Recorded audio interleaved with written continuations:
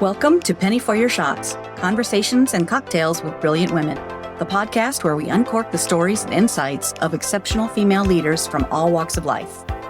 Our goal is to serve up wisdom, tips, and inspiration, and to support each other in rediscovering ourselves and what sets our souls on fire. We'll also share personal memories, paired with friends and a favorite beverage. I'm your host, Penny Fitzgerald, and I believe that the best stories are served up over a glass of wine or a cocktail. So grab a glass, get comfy, and let's pour ourselves into Penny for Your Shots. Over a glass of wine, many a friend is made. In this case, Joyce Angeles Walsh and I met while tasting and judging over 100 wines in the Mid-American Wine Competition. We formed a quick friendship, and Joyce was one of my inspirations in seeking the Certified Specialist of Wine designation.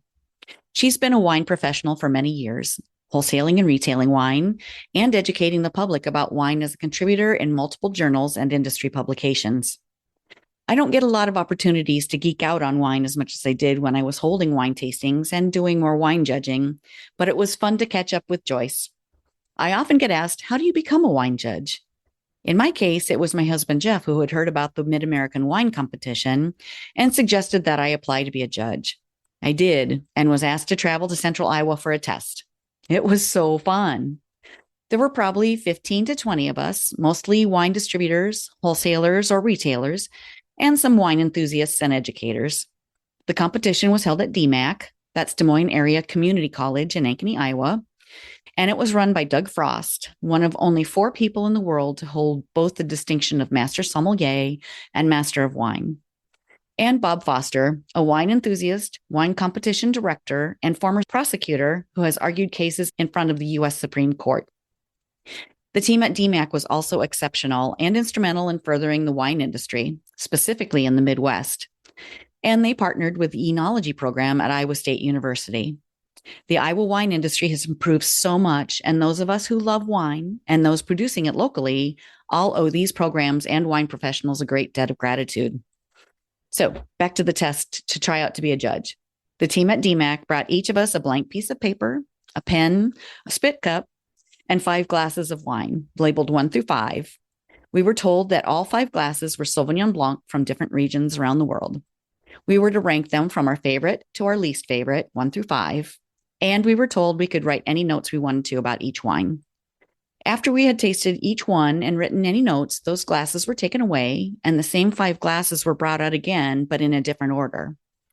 Again, we could taste as much as we needed and write any notes, and then the process repeated for a third time. After we had tasted the 3 rounds and put them in order from our favorite to our least favorite, Doug and Bob checked our rankings. The goal was not if we selected the correct favorite, because that's completely subjective. There's no right answer for that. But they were looking for consistency of palate. I was 100% consistent, and to this day, Sauvignon Blanc is one of my favorite varietals, regardless of region. It definitely has distinct characteristics, depending on where it's produced. Back then, the New Zealand style was my favorite, and it still ranks right up there for its swingy acidity and green pepperish flavors. Some people call it cat pee. I love cats, but I would not describe this or any wine like that. Today, I lean more toward those Sauvies that are produced in the Loire Valley. They're a bit more refined and balanced, but still carry a great crispness that I really appreciate. But I digress. I love to geek out on wine, especially over a nice glass or even a bottle. You'll hear Joyce mention in our episode that she believes people are drinking less wine, partly because of a desire to be healthy. Personally, I believe a good glass of wine is healthy. And if you know me, you know that sometimes I go a bit overboard. For me, a good wine is like bracelets. More is better. You be the judge for yourself. My friend Joyce is now living in Texas and continues as a wine professional. We chat a little bit about Texas Hill Country too. There's still time to join us for wine camp, but get on it. We have only a few spots left, and we'd love to fill the vans with fun, wine-loving friends, new and old. You can find more info and sign up on my website. That's pennyforyourshot.com/wine-camp. Here is Joyce Walsh. Hi. Good to see you, Penny. Good to see you. I love your glasses. Oh, thank you. So I just got a notice on Facebook that it was 11 years ago for Mid-American Wine Competition. And I think that was probably one of the last years, Oh, 2013, yeah. Yeah. 2012. Yeah. Dang. That was so fun. Yes. And a lot of things didn't survive the pandemic. And a lot of times it was the wine competitions because you know, it's hard to reenact that infrastructure after a few years of being off, Mm-hmm. right? Yeah, I feel like the DMAC crew really had it well oiled. It was Yeah. just so smooth and they had it down and they were amazing people to work with. Yeah. Yeah. They really were.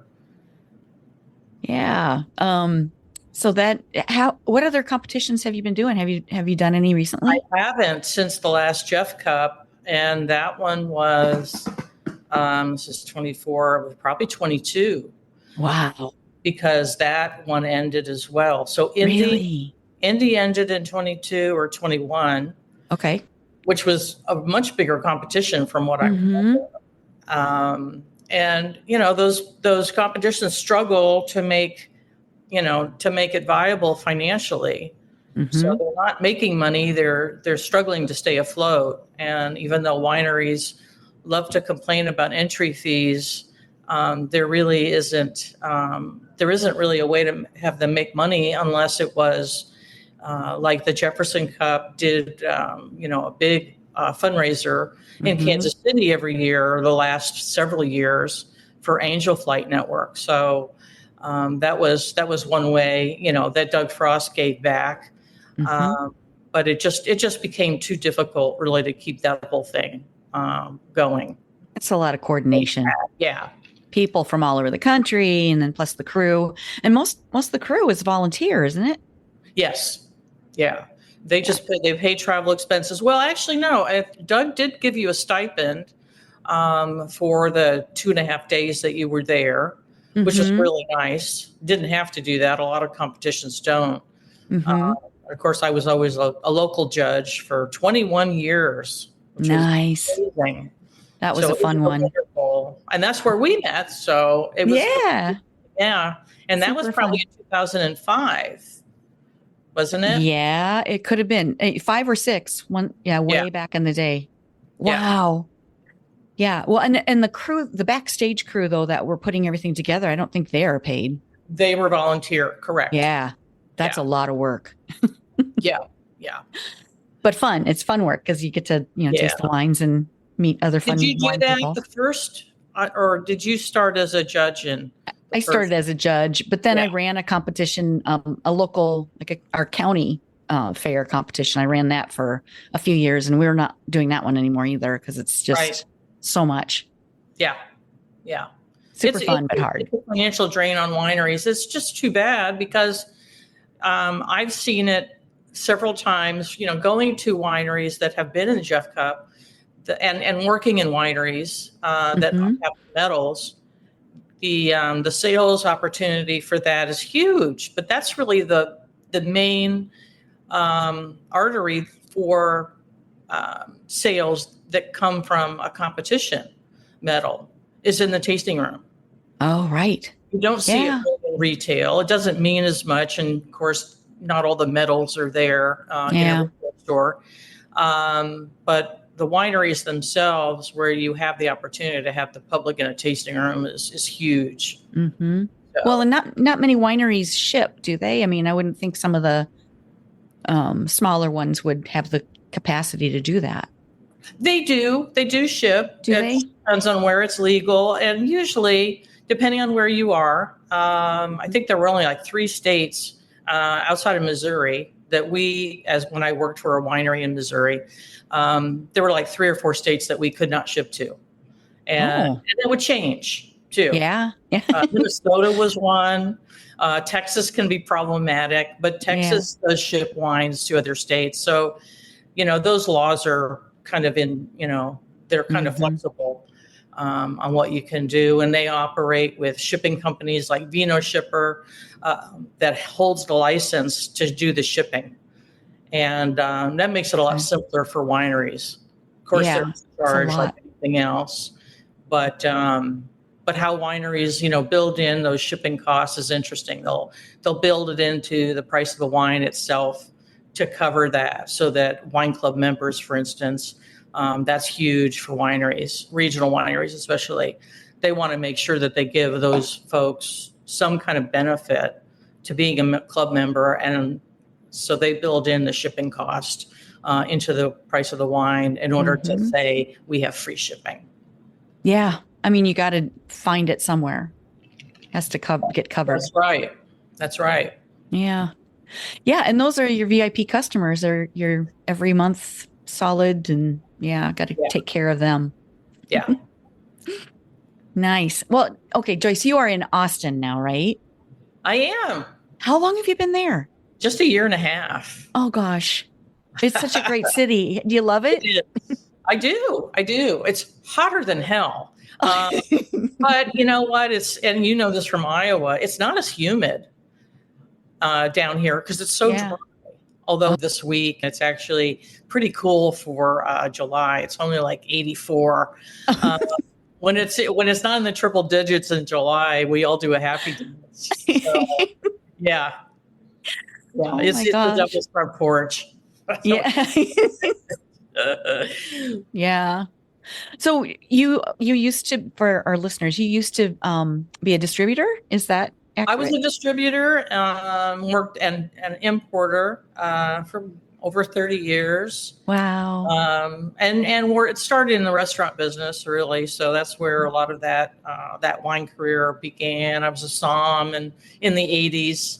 And then when I got married, I didn't want to be working an opposite schedule of my then husband. So I went into wholesale. So I wasn't working nights and weekends in the restaurant. Yeah. And so that was a big change. But I'll tell you, I've talked with some other friends of mine in that I was fellow salespeople with in wholesale, and it's just changed so much. I mean, I don't want to do it again. Definitely, it's just not the same. A lot of large companies kind of take over the market, even though there's still what we call ankle biters. There's still some of those small companies, but they're the corporate placements and that really kind of take over. This is a good wine market, but it's real expensive. Yeah, yeah. I've noticed that some of the boutique wineries they're pricey, but it's kind of fun to see the emerging of it. It feels to me, and correct me if I'm wrong or if you think differently, but it kind of feels like Napa many years, like 40 years ago.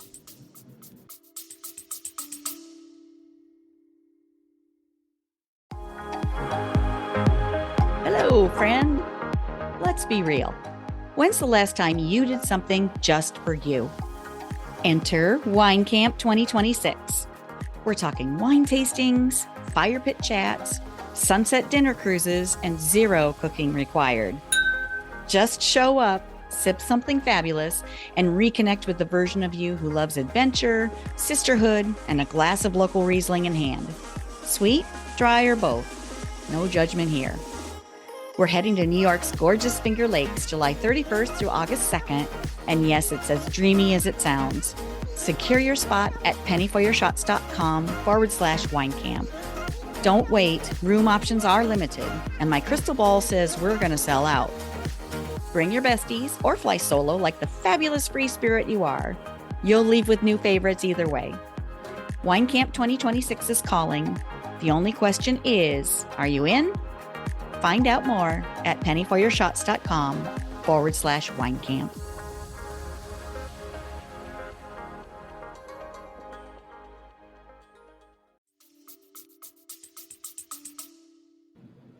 Well, a lot of the expense here in Austin is really due to a lot of the times on the restaurant side, it's the markup is pretty hefty, and that's what we'll pay for because we do have a very moneyed clientele going to all these restaurants. Oh, so it's even hard to find bottles under $50 in a restaurant.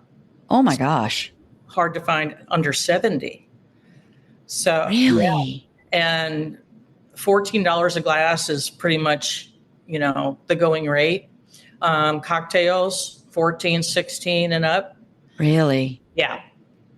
Yeah. Is that all over or is that an Austin thing? I went back to Kansas City not too long ago, and it actually can be a similar market, but we do have a lot more. The tech community moving into Austin has changed things a lot, but it just seems like the markup is a lot higher down here. Everything is more expensive. I mean, we know that after the pandemic, but it's a little more accelerated here, I think. Yeah. Interesting. Yeah. Interesting. But the bottle price out in the wineries, it's not no, 50s. Wineries themselves, especially, local wine, that's kind of a delicate subject, as you know, from drinking wines from Iowa and around the U.S. The retail prices, it's what they can actually make. The public perception of local wine is that it shouldn't cost so much because it just came from down the street. And that's not true. It costs just as much to make. Production costs, marketing costs, everything is the same, whether it's in your state or several states away. And transportation, sure, is an aspect of it. But when you have trucks coming from California into Kansas City and beyond, 2,000 cases on a truck really is nothing. But if you go to a winery, a local winery, you're probably going to get a little better price, but the transportation isn't a huge aspect of it, really, comparatively. Yeah. Yeah. And all the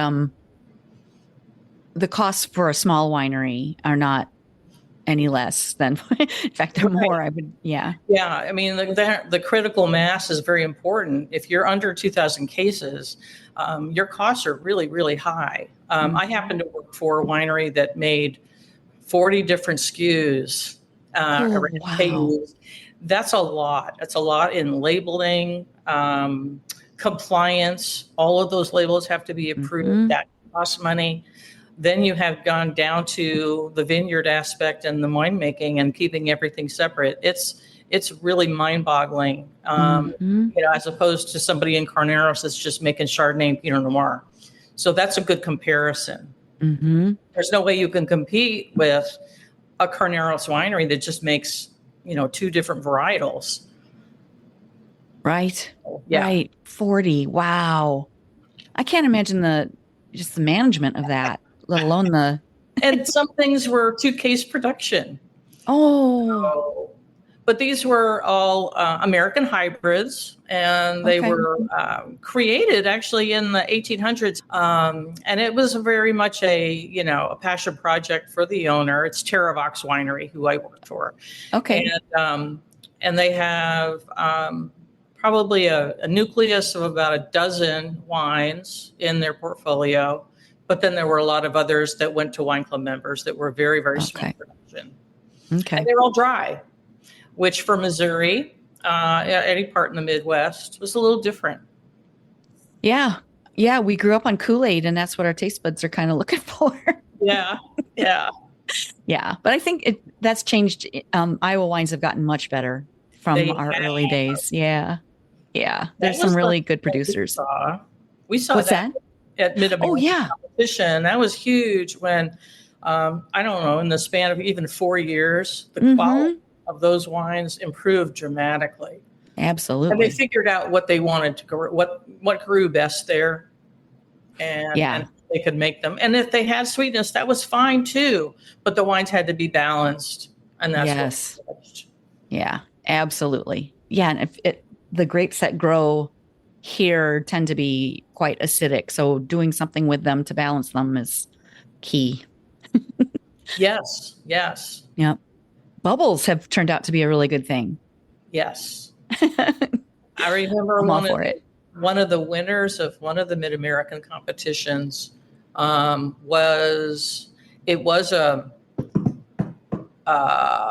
wasn't a Pinot Noir Blanc. I'm trying to remember the grape variety, but it was a pink bubble, and it was so good. Yeah. amazing. And Was I'm that, pretty sure it was Iowa.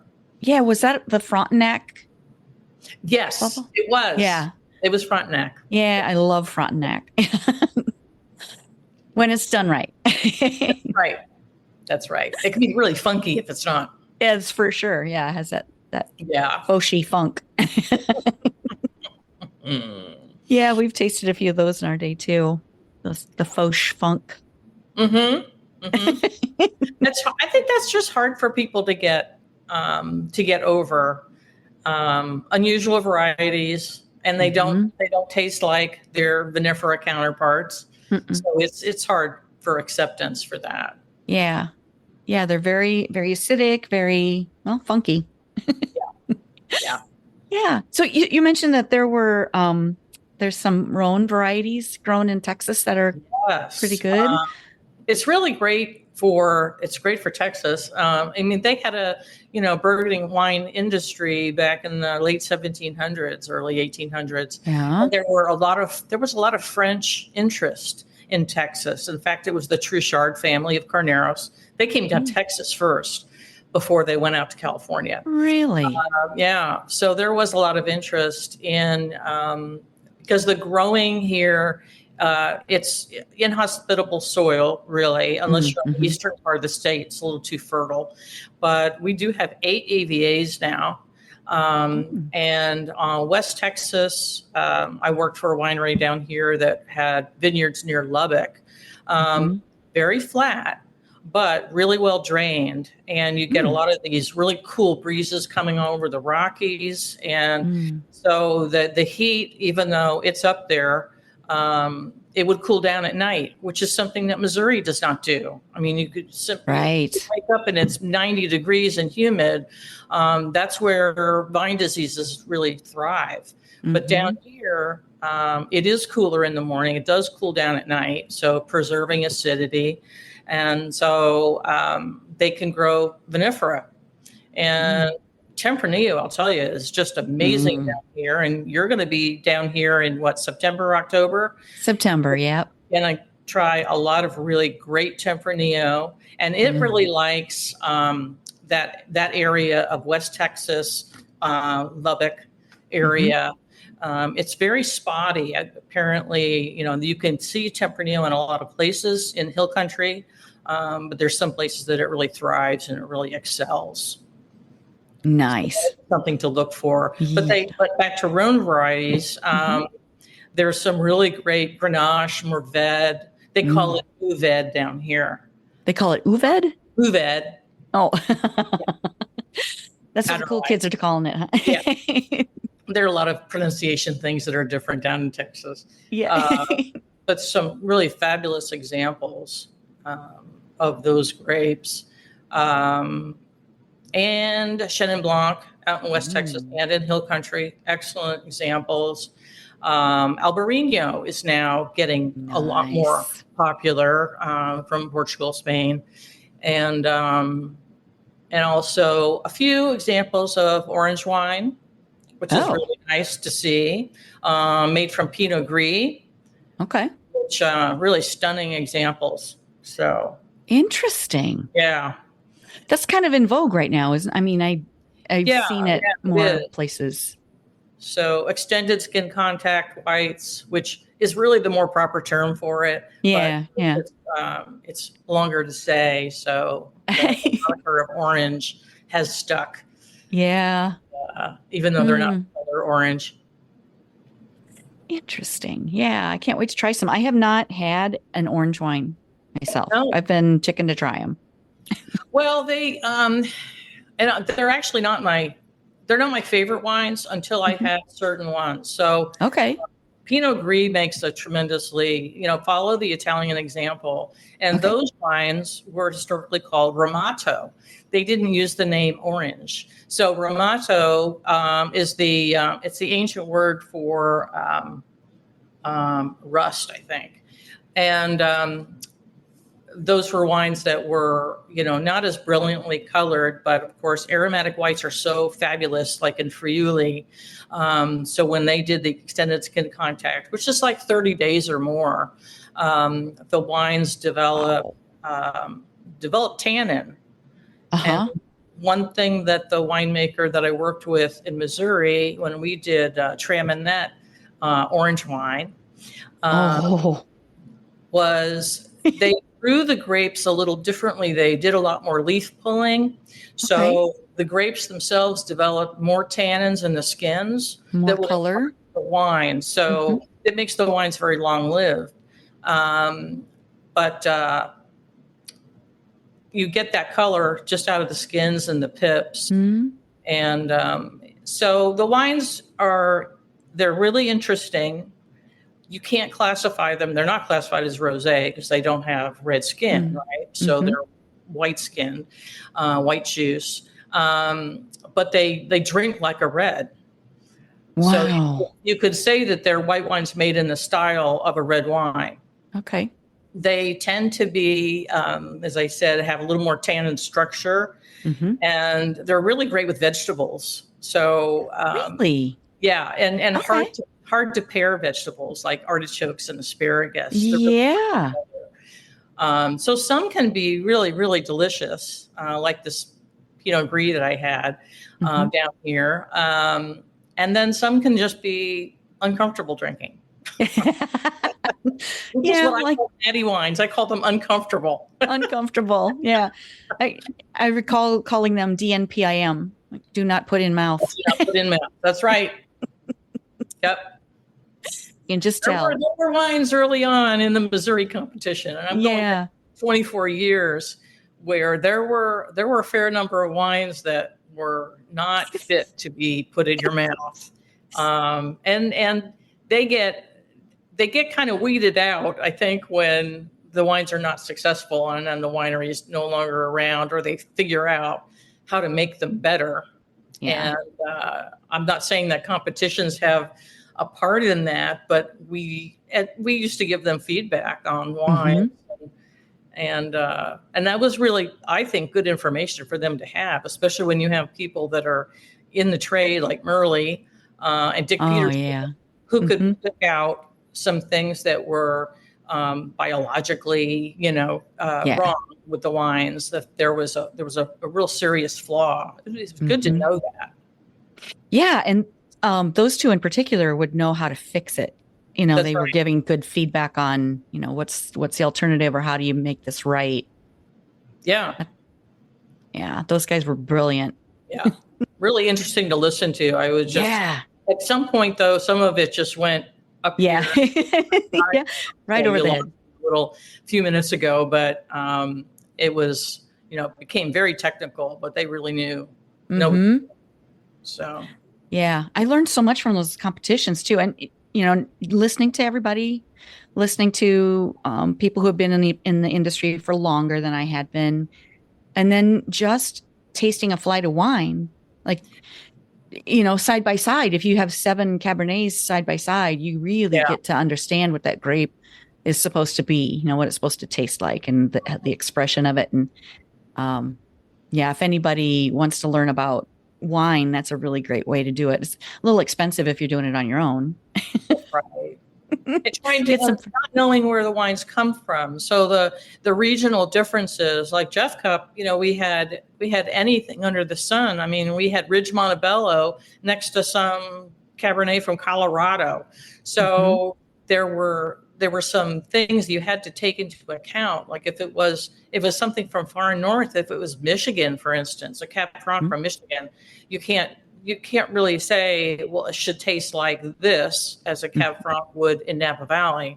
You have to evaluate it on its own merits. So that was always kind of a challenge, I think, for a lot of people to understand, does it have the components of a really good Cabernet?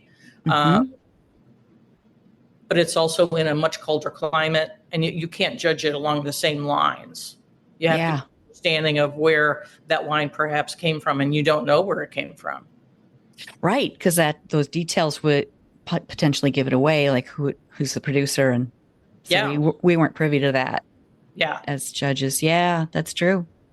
Well, and sometimes when you taste a wine, you might guess a region or is it cold climate or warm climate? You can kind of tell those things, but yeah, you wouldn't necessarily know, is it supposed to be tasting like this? Is it supposed to be bright and acidic, or is it supposed to be smooth and mellow and velvety? And Yeah.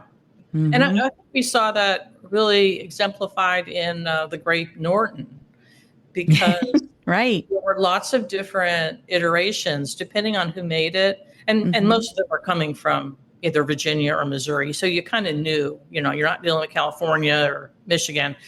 But depending on what that winery wanted to do with the grape, and it can vary dramatically. And you can have a really light, almost a Beaujolais style, and then go quickly into almost Petit Syrah category or territory. So it just depended on, and some of them would send in Norton with lots of age on it. So you were looking at some that you're like, is this thing 10 years old? I mean, they kind of throw those things in there, and it ages well. So it wasn't a bad thing. It was really fun to try. Yeah. And you wouldn't necessarily be able to do that just anywhere. Right. That's right. Yeah. And Norton, that's a guaranteed blue teeth day. Yes. See, that's why I always like doing the whites in the afternoon. Yeah. It's clean at the end of the day. And when I first started judging in 2000, we always did we did the whites, and then we ended with sweets before lunch, and then we did reds all afternoon, and then fortified. And everyone, we were completely purple. Yeah. But I think it wasn't a teeth cleaning decision to make. I think Doug, that was kind of the vogue then to do it that way. And then it changed because figured out that people have better attention spans in the morning, and your tasting is a lot more accurate at 10 a.m. rather than 4. So that's why that change happened to a lot of competitions, I think. That makes a lot of sense, because reds, I feel, are harder to judge. They're more intense, more layered. Yeah. More complicated, more sophisticated, so it's harder. Yeah. Yeah. There's a little more that gets in the way, even though I find, people ask me, what would you rather drink? 9 times out of 10, I'd rather have white. I either Chenin Blanc from the Loire Valley or Riesling. That's what all of us, dinosaurs in the industry end up really loving Riesling the most rather than a red. That's so interesting because, I feel my palate has completely gone that way too. Yeah, you start out, when you're first starting wine, you like something a little bit sweet, a little delicate, light, refreshing. Pretty quick, you're drinking reds, and you get very, very big and bold, and like Zinfandels are jammy and juicy, and then you like something a little lighter, a little light red. Yeah. I Full think circle back to whites. Probably learn to appreciate nuance and balance a lot more as you get older. There was a book by Tim Hanai, who's a master of wine, and he quit drinking like 25 years ago, but he wrote a thing about sweet bias. And there's a lot of research that points to preferences for sweet wines that's kind of in your DNA. It's people that started out liking sweet wines, and 40 years later they still prefer sweet wines, and there's nothing wrong with that, certainly. Yeah. But they have that because of certain things, maybe in their childhood.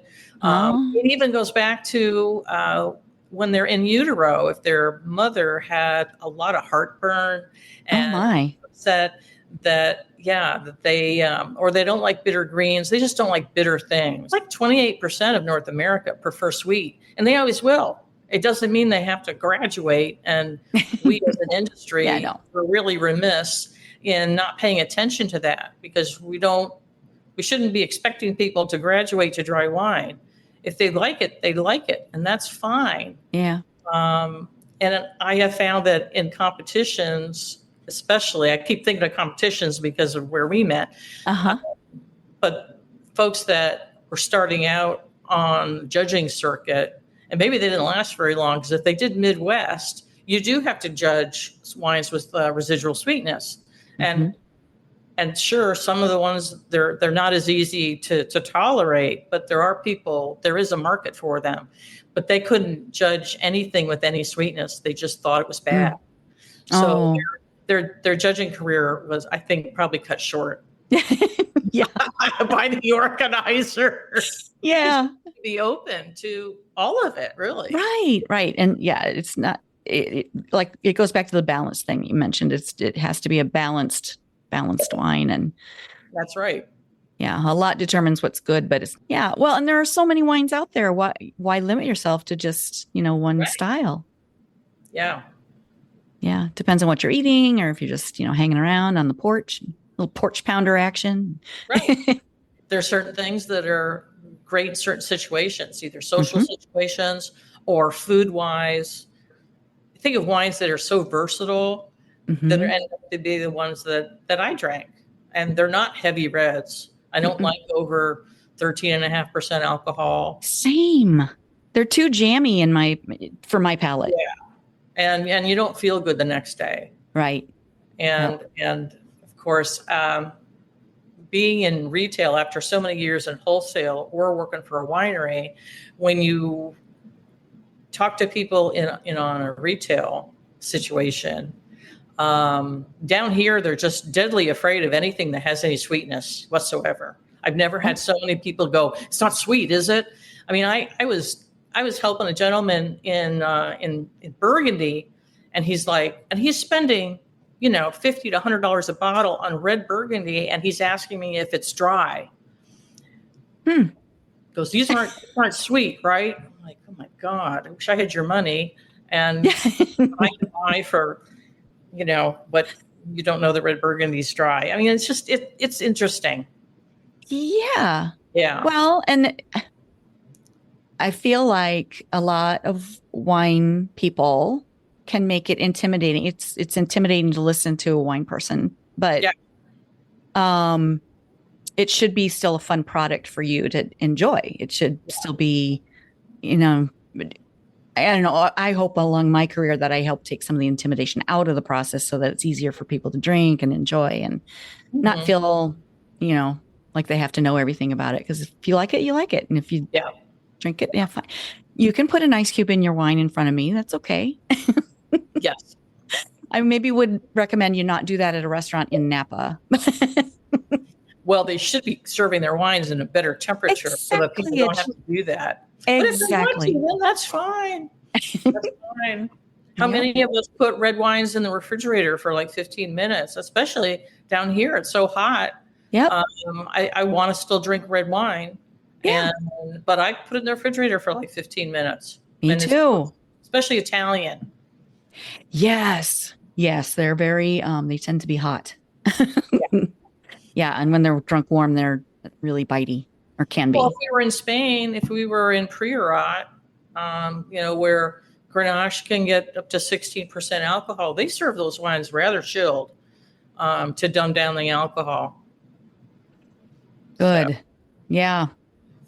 I had some sangria. We just, some friends of mine and I went to northern Italy and then Valencia. Yeah. And oh my gosh, so good. But the sangria, all kinds of wine cocktails, and all of them over ice. Red wine and Coca-Cola. Yes. And I love that. And red wine and orange juice was very common. Yeah. Yeah. It was great. And there's no pretentiousness about it. You just, here, go sit on the patio and have a sip. Yeah. Lowers the alcohol a little bit. So you can drink. Keeps you hydrated. Yeah. Very cool. So you currently like more of the whites and like a dry Riesling, I'm assuming. Oh yeah. Well, and my all-time favorite is probably, now that's hard to say, but Vouvray is really one of my favorite wines of the time. And I could drink it every day for the rest of my life and I wouldn't get bored because there's so many different kinds. I love Chenin Blanc and Beaujolais. I love Beaujolais Cru, especially. But actually, my favorite all-time red has got to be Barolo or Barbaresque. Really? Yeah. Yeah, that's nice. I love a good Cab Franc. Yes, I think I could be happy in the Loire Valley very easily. definitely. You would definitely love it. Yeah, that's Yeah. on my list. That I'm turning 60 this year, and that is I want to visit so badly, but I don't think it's going to happen this year, but it's definitely going to be a celebration when I do. Yeah, I've been to France a couple of times, but I really want to go to Italy, and I haven't been to Italy at all. So, Oh, you're kidding. no. Or Spain. Oh, really? Yeah. Been to Oh my Greece. gosh. I toured Greece Yeah. and I was down there on Santorini and Crete, but no, I haven't been to Italy, and that's Oh my really where I have to gosh. go. Yes. Oh, Florence and Tuscany and Mm-hmm. mm, yeah, we went there with the Traveling Vineyard incentive trip in 2008. It was that we Mm-hmm. went, and oh my gosh, it was so good. The Yeah. wines are just amazing. Yeah.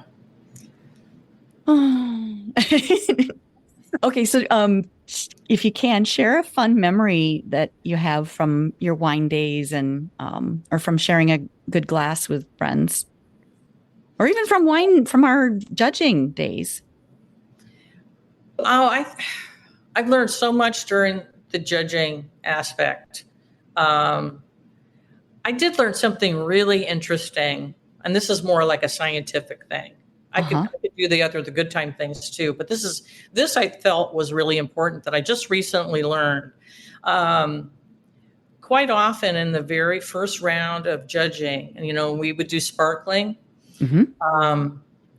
I always felt this bitterness out of the wines, and I was like, it lasted for the first couple of flights. I thought, why am I tasting something bitter?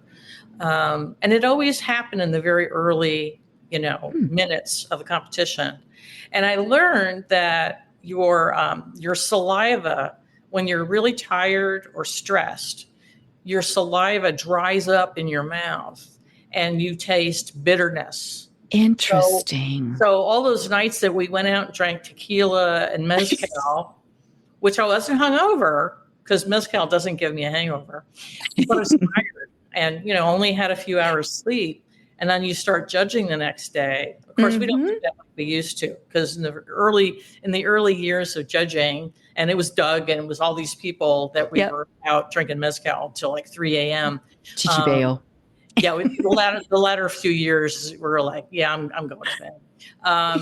But that was the reason for tasting that bitterness, and I thought that was really interesting. Yeah. Wow, I don't think I'd give up those nights around the fire pit. Oh, either, I had to give them up. I have this huge FOMO. I don't want to miss anything. Yeah. But yeah, you'd pay for it the next morning a little bit in the tiredness department. Yeah. Yeah. But I did learn that mezcal is really you feel good the next day, but tequila not so much. Really? Is that good tequila?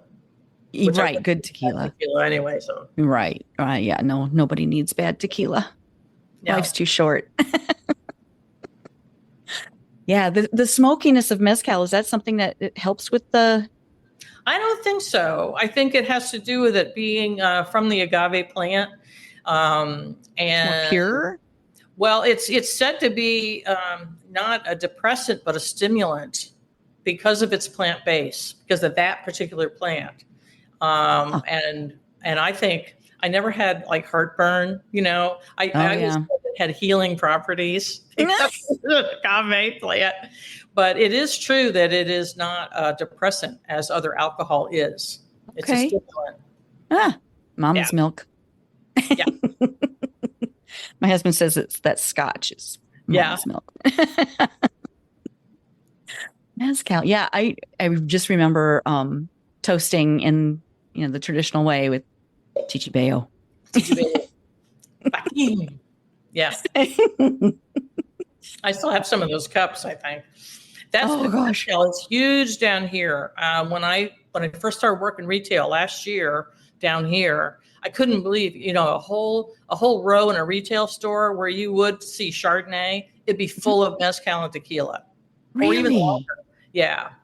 Yeah, it's really, really big down here. Okay. And bars that specialize in mezcal.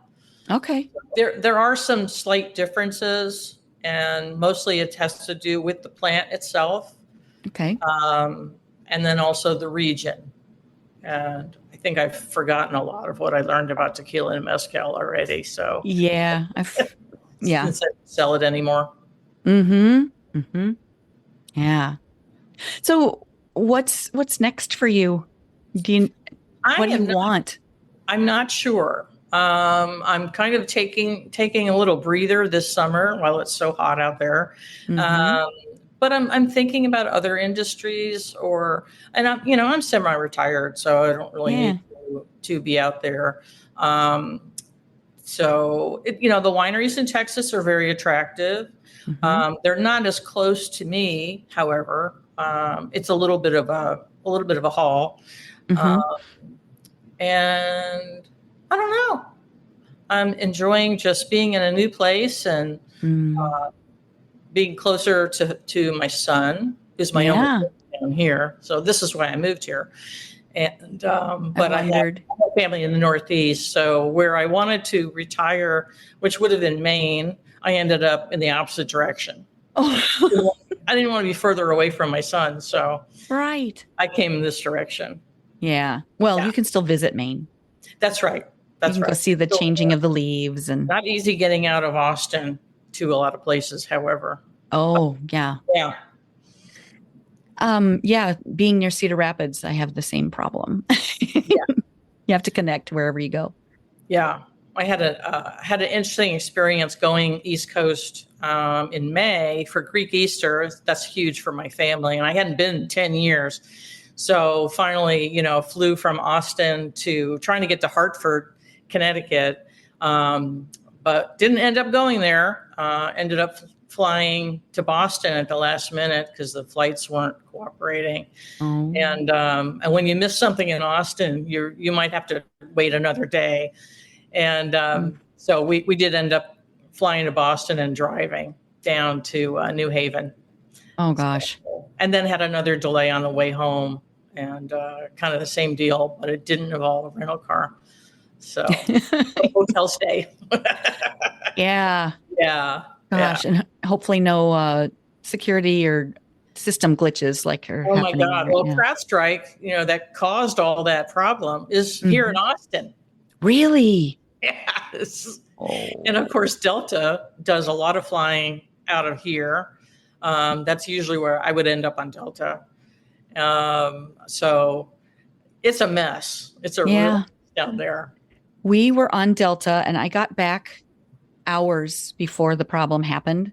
Yeah. My bag arrived today, a week later. Whoa. Wow. But I'm just grateful to have it. And I'm grateful that it did not happen on the way out, and that we didn't get stuck. It was just the bag. Right. That's right. I've had enough baggage go lost that I never put anything in there that I have to have. Well, I always plan on it, whatever I put in there, just plan on it getting lost. So because I was coming home, I was not that careful. Yeah. Well, see that's true. That's true. But I got lucky. I thought I'm not seeing that bag ever again. When I saw the news, with all of the sea of bags and the sea of people, and oh my gosh. Yeah. Yeah. But it was just a bag. And look at all these people who were stranded in the airport for days. Oh, what a mess. Yeah. Oh my gosh. So, Joyce, what have I not asked you that you would like to share with people? Well, I mentioned to you before last week that I actually have not been drinking for 90 days, except for 2 cocktails I had in Kansas City.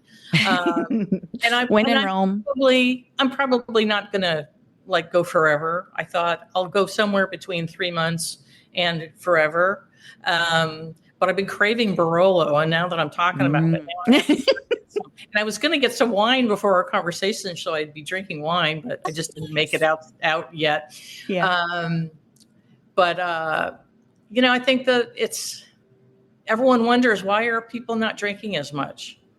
Well, it's for health reasons, a lot of it, and the other part is it's expensive. I think a lot of people quit drinking to save money and also for their health. And that's not something that no amount of wine education is going to change. A wine education is fabulous, but people aren't as receptive as they were 20 years ago. But it is more of a social thing. So things that revolve, like you're doing in Texas in September, that's a great vehicle to get people on the wine train, literally. Get them just to form friendships around it and have those experiences and safely. So they're not driving because you're in a van or whatever. How many people are going down? Well, we're limiting it to the first 50 that sign up. So we still have some openings available. So for anybody listening, we still are taking names. But yeah, and we have vans lined up, and we'll be shuttling people back and forth. So there's no driving and no safety issue there. Where you're going to go? We have a tour guide lined up to take us. One day we're going to go to 3 different wineries, and it'll vary depending on which van you're in. But there are a number of them that this van partners with that we'll be sharing wines with. And then the second day we're going to a brewery and a distillery, and ending up at Fredericksburg to do a little shopping. Oh, good. Yeah, and then we'll have a hoedown back in Blanco. Well, Fredericksburg is fun. You can get some good German food. Yeah. There are some really good, I don't know if you're going to be kind of out in hill country, not in Austin proper, correct? Correct. Yeah. Yes. Okay. Well, there's some really great places. And one of my favorite wineries is Becker. And they have a tasting room in Fredericksburg. I haven't been to the winery. I've just been to the tasting room. Okay. But I love the wines. And we've judged those at Jeff Cup for many years. But there's a lot of really good wineries down here. Yeah. I can't wait. Well, 8 AVAs. That's really stunning that there are that many official viticultural areas. I wish Missouri had done something, but they don't have that. I think Texas was very, very in the forefront and very proactive in making those distinct boundaries for viticulture. Yeah, that's amazing. That takes a lot of good people to think forward enough to be able to think, okay, in 20 years, what do we want this industry to look like in our area, and how do we want to grow this region? Very cool. Oh gosh. Yeah. I can't wait to taste some more. Yeah. Well, that's great. That sounds like a really great trip. Yeah. With the ladies, I'm sure we're reconnecting with old friends and meeting some new ones. And that's always good over wine. That's right.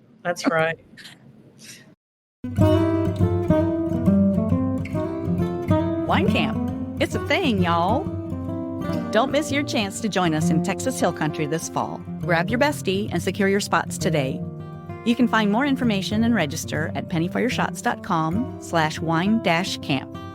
We'll be tasting wine at multiple vineyards, making craft cocktails together, checking out a brewery, and doing some shopping in Fredericksburg. And we're finishing up our time together with a hoedown in an Old West town with Pistol Pack and Paula. There'll be a few other surprises, and you won't want to miss a minute. The events happen September 19th through the 21st. Check out all the information at pennyforyourshots.com/wine-camp. And if you have any questions, reach out to me at pennyforyourshots.com or on social media. It's going to be a blast, and I can't wait to say a toast with you in person this fall, y'all. See you there.